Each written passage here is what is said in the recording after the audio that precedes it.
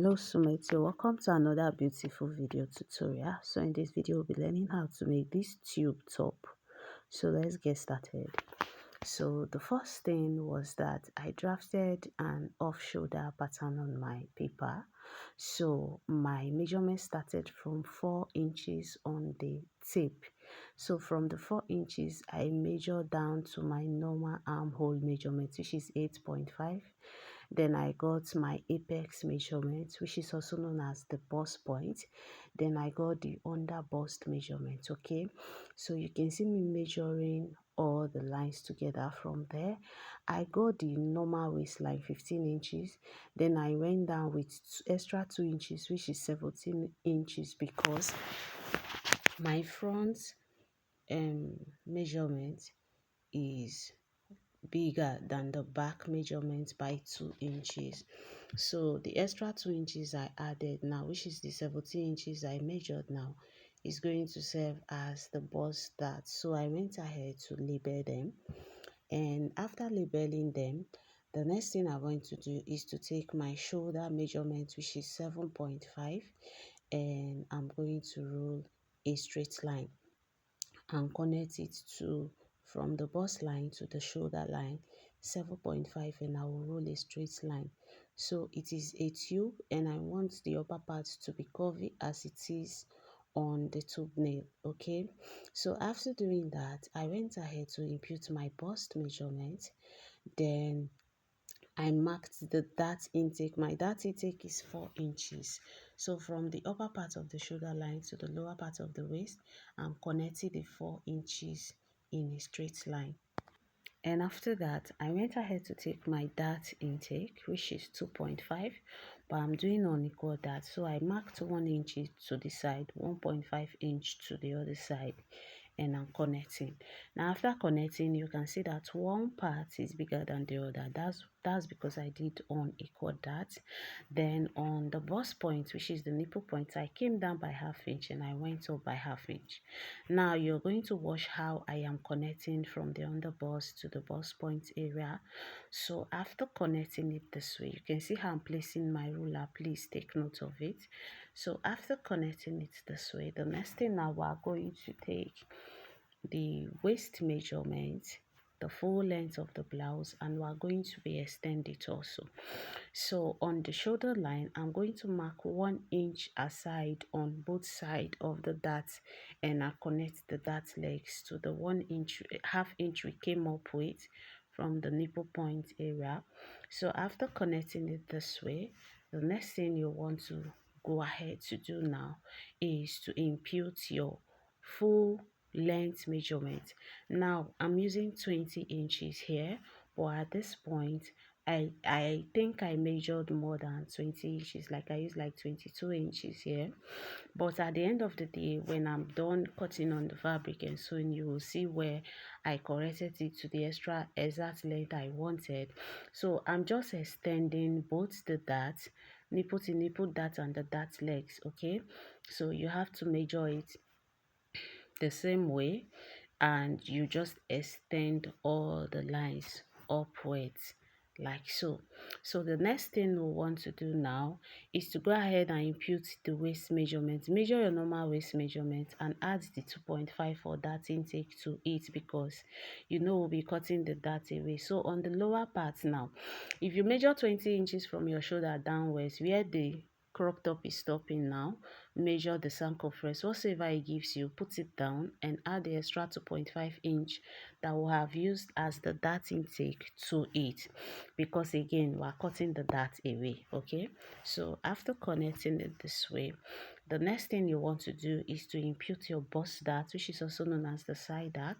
I came down by 2 inches. You know, I told you the difference between my front and back is 2 inches. So I connected it that way. Now all the darts we've created, we are going to be creasing them away. On the lower part, I came up by 2 inches to connect a curve to the dart leg. So I didn't use this straight ruler because I didn't want it to be like straight slant. So you can see how I created the curve. Although, like I said, I still adjusted it to the actual length I wanted.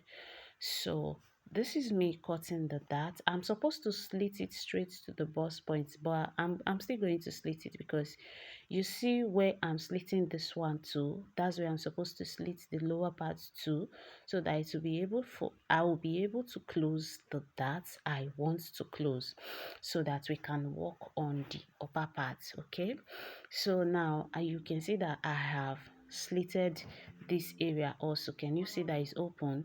Because we need to close the bust dart. So you can see me pushing it below.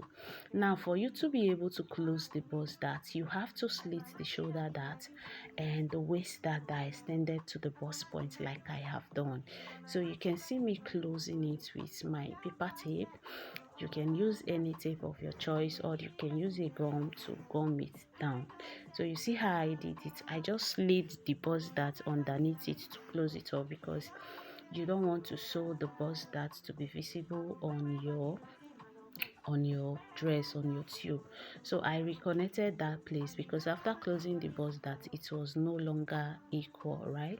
So the next thing I'm going to do now, close the shoulder dart also. Can you see what I'm doing? This is the shoulder dart. Just place it underneath. Very simple. So the two lines you draw to create the dart leg is what we are trying to close up. So after that, now I'm just going to go ahead and cut the rest of the pattern accordingly. So you just watch how I am cutting it, and you cut yours the same way. So now we have to create the neckline, right? So I came up with about 4 inches, because it's actually about 4.5. I came up with about 4 inches. Then I'm using my curved ruler. Then on the side, the armhole area, I came up with 1.5. Then I connected it from the 4 inches to the 4.5.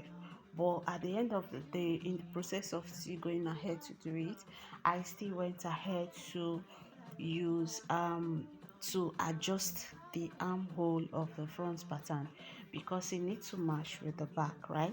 So this is me connecting all the lines together. You can see what we've done here. So I create a little curve at the center front, so that it is not just straight. So I went ahead to cut.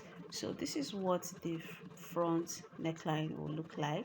So I went ahead to cut, remove all the that, and the front pattern is ready. Now we are going to draft the back pattern. So I realized that it is not equal on the lower part. I went ahead to make sure it is equal. So during the process of sewing this, I wanted it to be elastic at the back, but the jean was too thick to create elastic. So now here is the back pattern. Now you know it's 4 inches we came up with to get our chest line, then waistline. Then the full length of the blouse is 20 inches, like I said, but I use 22 for the front. So I'm just going ahead to like connect the chest line, the waistline, and the full length of the blouse. So after connecting all the lines, I went ahead to input my shoulder measurement 7.5 on the chest line, and I'm connecting it straight 7.5. So from there now I went ahead to input my um I went ahead to label it the chest line, the waistline, and the hemline. Then I went ahead to input my waist measurement, and I added extra 1 inch to it. I went to the chest line to input my bust line measurement, and I went to the waistline to the full length of the blouse. You know, I said if you wherever you want the blouse to stop, measure from your shoulder to that place and get the circumference. So I measured it here too, and I connected all the lines together. So the next thing I went ahead to do, like I said, I wanted the back to have an elastic. Do you get? So that it's easy to wear. So I now went ahead to add 4 inches from the chest line to the waistline to the hemline. I added 4 inches straight, so that I wanted to do it the back pattern to be the smoky type, but I had the wrong fabric. I struggled with it. So I'm going to show us parts of the mistake and how I turn it around to be a zipper. Okay, so this is the center back, don't forget. And the side now where I added extra 4 inches to, that's the side. So this is me just cutting the whole paper off. You can see that I cut from the chest line away for the back pattern, because something like this is not meant to be high at the back. It will not be fine. So that's why I cut away from the chest line. So here is why I said I corrected the front again, because don't forget that this part of the front now that I'm placing with the part of the back, now this is the side back like I said earlier. So now they have to be equal so that you'll be able to join them. So I have to trace the excesses in the front side away. So this is me just tracing it away with my pencil. This is me just tracing it away. So let's say you're making a tube where you want it all the way high, you want it close up to your armpit, you want everywhere fully covered. I have a video of such tubes on my YouTube channel, but this time, for the sake of what we're working on, this is how I am making it. So I went to cut all the papers on my fabric. Now this is the back pattern. You can see that it is unfold, right? It is not separated because it was not meant to be separated, right? There is not supposed to have a zip at the back of it. So now this is the front pattern. I'm going to place them on each other. I'll go straight to my sewing machine and give it a very and sew the both sides and come back. So after sewing, this is what we have. You can see what we have right here, right? So now I'm just going to trim off the upper part to make sure that it is equal. If you're confused at this point, please ask questions, okay? And I will be glad to answer your questions. So I went ahead to trim off all of the excesses, and after that you can see how nice it is. So on the upper part, we're going to fold it in, right? There was no facing or anything in this video. I'm just going to fold it in to the side and sew, come back. So here I've gone ahead to sew it. Can you see what we have? You can see how neatly done it is. So now this now brings us to the back pattern, because we have to work on the back so we can join it to the front. Now I now went ahead to rule lines on the back, hoping that I will be able to draw gathers. So I have my elastic thread. I have a video on my channel how to make a smoky or sheer dress, so I'm not sharing the details here. I'm just telling us the mistake. I'm just showing us the mistake I made. Okay, so I went ahead to add my elastic thread at the lower part of the machine, and I continued to sew. So another mistake I made too was that the marking was meant to be on the right side of the fabric and not on the wrong side. So I was like, okay, I'm going to be following the lines from beneath it. And again, I don't think using chalk on the jean would have even come out well on the right side of the jean. So I begin to sew. I set my machine accordingly. Like I said, I have a detailed video on how to make a smoky dress on my channel. Go and search for it. It did not work, so I came back to the table with my paper. You know, after we marked, after we added that intake, 1 inch for that intake, I went ahead to add extra 4 inch. So now I'm going to mark 1 inch from the chest line to the lower part as seam allowance. I'm marking 1 inch away from it as seam allowance. Then I will go ahead and cut it. You know, then on this part I will get my dart intake, which is 4 inches.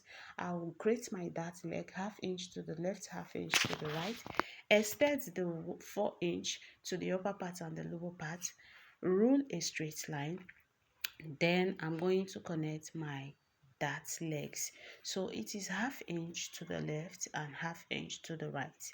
Don't forget that while we were just drafting the back nana, I added 4 inch for the smoky allowance.